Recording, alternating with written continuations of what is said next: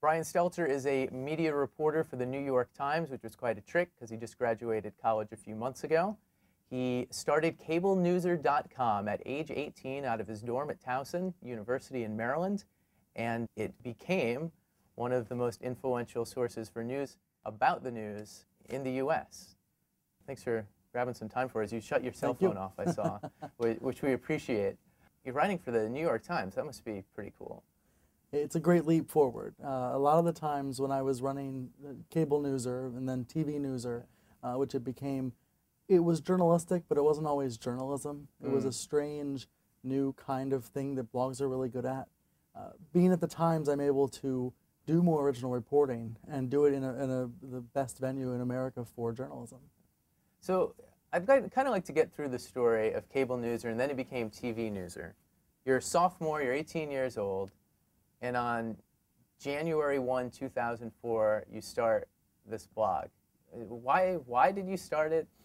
I had always created websites since I was 11 years old, and they were always kind of like cable news. They were always journalistic, but they weren't journalism. They were always obsessive sources of information about topics. So I created fan sites for Goosebumps books, and then fan sites for Nintendo games. And I was always finding myself enjoying writing about the books or writing about the games more than playing the games or more than reading the books. And I think it became no different with the cable news, where I was fascinated by cable news, and there was no one else really covering it and tracking it and analyzing it just by itself. So I guess I saw a niche there that no one else was filling, and decided to try it out. It turned into this, people like to say how it's so influential, and you have all these sources for information, and you break stories. Is that what you envisioned when you started this? No, at first it was my opinion, mostly. First it was me critiquing cable news, you know. I'd always noticed Peter Jennings would come on television at night and say, as viewers watched on cable news this afternoon. And I realized he's not going to cover that. He wouldn't have covered it otherwise, but he had to because of cable news. You know, he doesn't want to cover that car chase, but he has to. Cable news is changing our society. So that's how it started, was, you know, let's give cable its due. Let's cover it the way it should be covered. Well, it took off in really just half a year. You launched it in January, and then the Times did their profile, I guess, at the end of May. How did you get from point A, I'm going to start writing this, to the point where you were getting people returning your calls and your emails, and it turned into kind of something different? People are contributing anonymous tips. I think it was that posting at midnight. It was that obsessive, passionate blogging, that idea that I would post 10 times a day, even if I didn't have much to say, because it would keep people coming back for more, and it would establish it as a destination. And so even though I was anonymous back then, I didn't want to tell people who I was. I didn't think anyone would take me seriously. They knew I was an 18-year-old college student. But by posting so often, it didn't matter. By becoming a news feed, it didn't matter who I was or what my identity was. So after a couple of months, the cable networks had to respond to my emails because their producers were reading the site and their bosses were reading the site. So it became a news source both externally but also internally for the cable news networks, which is something I never expected. You came to it not as an insider, but as a fan, but as a very passionate fan. What is it about cable news that compels you so much?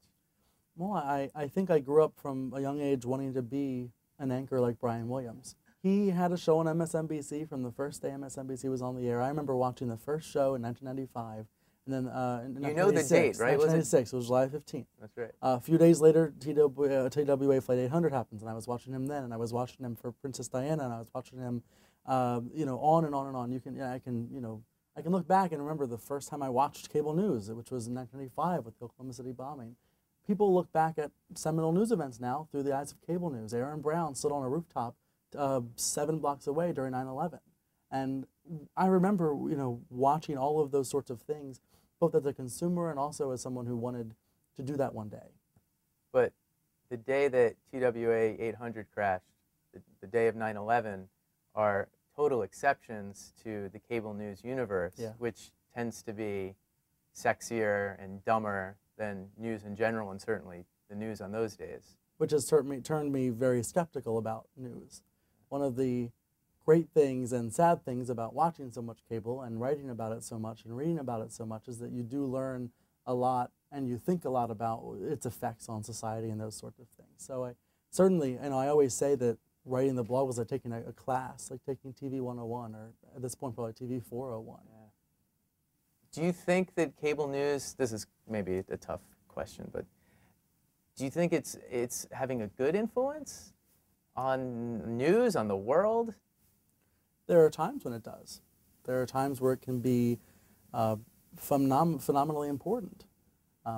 When again, to go back to 9/11, even though it's such an extreme example. Yeah, but on 9/11, all the networks, every darn channel you could get was giving you wall-to-wall news. My professor was the one that said, "What channel is CNN on?" He went to CNN first. He thought of CNN first. He didn't think of ABC or NBC anymore. Nowadays, we're more likely to think of CNN or Fox than we are to think of NBC or ABC. During Hurricane Katrina, the networks essentially sat down and said, "We're not going to really bother." That should have been a wall-to-wall story. There should have been nonstop coverage, at least in prime time. Well, they would argue now they have this other outlet where they would argue did they it don't 20 need years to ago. anymore. Exactly. Yeah. CNN was. I watched more CNN and Fox that week than I did anything else because the networks decided just they didn't have to anymore. So I think in that way it's an important change, and in some ways a good and bad change. The cable networks stood up and did some of the best reporting they've ever done during Katrina. Yeah. However, they went back to their normal tabloid stories a few months later. So there is good and there is bad, and I think.